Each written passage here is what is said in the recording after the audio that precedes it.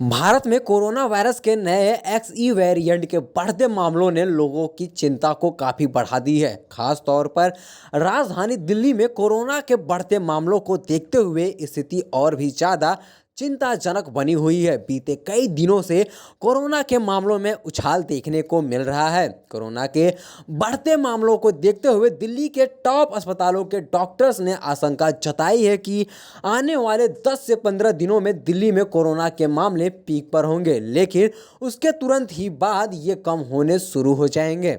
बता दें कि बीते 2 हफ्तों से दिल्ली में रोजाना 1000 से ज्यादा मामले दर्ज किए जा रहे हैं। सोमवार को देश की top medical research body Indian council of medical research ने कहा कि देश में कोरोना के बढ़ते मामलों को चौथी लहर के बजाय लोकल ट्रेंड के रूप में देखा जाना चाहिए। डॉक्टर्स ने बताया कि दिल्ली में कोरोना के जितने मामले सामने आने की आशंका जताई जा रही थी, उससे कम केस आने का एक कारण टेस्टिंग का कम होना है। सफदरगंज अस्पताल के head community medicine Jugal Kishore ने कहा कि दिल्ली में कोरोना का पॉजिटिव रेट ज़्यादा होने के पीछे का कारण ये है कि अथॉरिटी केवल फोकस टेस्टिंग पर कर रही है। सिर्फ उन्हीं लोगों के टेस्ट किए जा रहे हैं जिसमें कोरोना के लक्षण दिखाई दे रहे हैं। ऐसे में उनके पॉजिटिव होने के चांसेस ज़्यादा हैं। उन्होंने आगे कहा कि ओमिक्रॉन के इस नए सब वेरिएंट के लक्षण केवल 3 से 5 दिनों तक ही दिखाई देते हैं। ऐसे में आने वाले 10 से 15 दिनों में दिल्ली में कोरोना के मामले पीक पर होंगे, लेकिन